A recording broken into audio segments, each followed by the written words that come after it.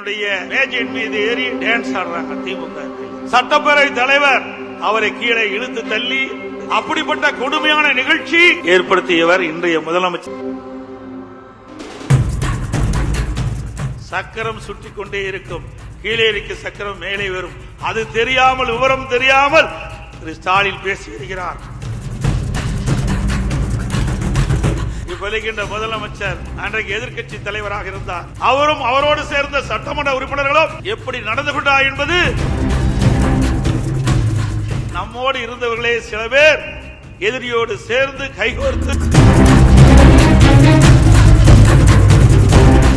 முன்னாலே தலைமை கழக நிர்வாகிகள் பேசியதை போல எவ்வளவு பிரச்சனை. சட்டமன்றத்திலே பெரும்பான்மை நிரூபிக்கின்ற பொழுது மேடையிலே வீட்டுக்கின்ற அமைச்சர் பெருமக்கள் அப்பொழுது அமைச்சராக இருந்தால் அந்த காட்சியெல்லாம் நாம் பார்த்தோம். அந்த தீர்மானம் நிறைவேற்றக்கூடாது என்பதற்கு நம்மோடு இருந்தவர்களே சில பேர் எதிரியோடு சேர்ந்து கைகோர்த்து ஒரு சோதனையை உருவாக்கினார். சட்டமன்ற மாமன்றத்திலே சட்டப்பேரவை தலைவருடைய உத்தரவின் பேரிலே பெரும்பான்மை நிரூபிக்கின்ற தீர்மானத்தை கொண்டு வருகின்ற பொழுது இப்ப முதலமைச்சர் அன்றைக்கு எதிர்க்கட்சி தலைவராக இருந்தார். அவரும் அவரோடு சேர்ந்த சட்டமன்ற உறுப்பினர்களும் எப்படி நடந்து கொண்டார் என்பது தொலைக்காட்சியின் வாயிலாக நாம் அத்தனை பேரும் பார்த்தீர்கள். உங்களுடைய ஆதரவால், சட்டமன்ற உறுப்பினருடைய ஆதரவால் நான் முதலமைச்சராக தேர்ந்தெடுக்கப்பட்டு அந்த தீர்மானத்தை நிறைவேற்றுகின்ற நிலையிலே என்னுடைய மேஜையின் மீது ஏறி டான்ஸ் ஆடுறாங்க திமுக.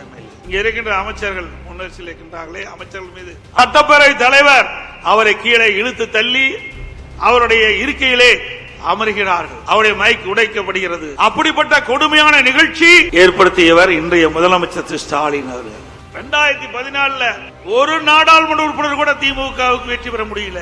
2014 ஒரு நாடாளுமன்ற திமுக கட்சி சேர்ந்த வெற்றி பெற முடியல. திமுக கூட்டணி கட்சி சேர்ந்த வெற்றி பெற முடியல. அண்ணா திமுக 37 இடங்களில் வெற்றி பெற்று சாதனை படைத்தது. 2016 புரட்சி தலைவி அம்மாவில் யாருடன் கூட்டணி வைக்காமல் 234 இடங்களும் இரட்டலை சின்னத்திலே போட்டியிட வைத்து பெரும்பான்மை இடங்களை வெற்றி பெற்று ஆட்சி அமைத்தார்கள்.